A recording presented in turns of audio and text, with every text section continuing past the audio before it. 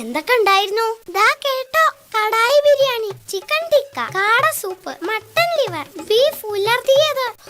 ആ ബീഫിന്റെ ഒരു രുചി വിരല് കടിച്ചു പോവും. ബീഫ് ഒരു പ്രത്യേക രീതിയിലാ വെച്ചത്. കുരുമുളകൊക്കെ ഇട്ട് നല്ല കച്ചകച്ചകച്ചാന്ന്. ഒന്ന് നിർത്തടാ, അല്ലെങ്കിൽ തന്നെ വിശക്കുന്നു. അതിനിടയിലാ ഞാൻ അമ്മയോട് പറഞ്ഞിട്ടുണ്ട് നാളെ ഇതുപോലത്തെ ബീഫ് ഉണ്ടാക്കി തരാൻ.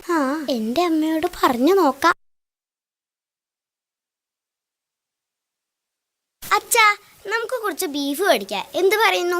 മിണ്ടാതിരി. കഴിഞ്ഞ ആഴ്ചയിലല്ലേ ചിക്കൻ ബിരിയാണി വെട്ടി വിഴുങ്ങിയത്. എന്തായാലും പോത്തിറച്ചി വീട്ടിൽ കാറ്റുന്ന പ്രശ്നമില്ല. അച്ഛാ, ഒടുക്കത്തെ ടേസ്റ്റ് അതിന്. കുരുമുളകൊക്കെ ഇട്ട് കച്ചകച്ചകച്ചാന്ന് വെക്കണം. കൊതിപ്പിക്കുന്നോടാ. നടക്കടാ. അച്ഛാ അച്ഛാ, ഉച്ചക്ക് എന്തെങ്കിലും ഒന്ന് കടിച്ചു പറിക്കാതെ ഒരു രസമില്ല.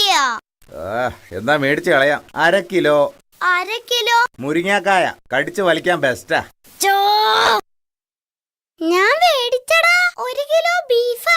ഇന്നുച്ചക്ക് അടിപൊളി. ഭാഗ്യവാൻ. ടോണി, നീ ഒരു സഹായം ചെയ്യോ?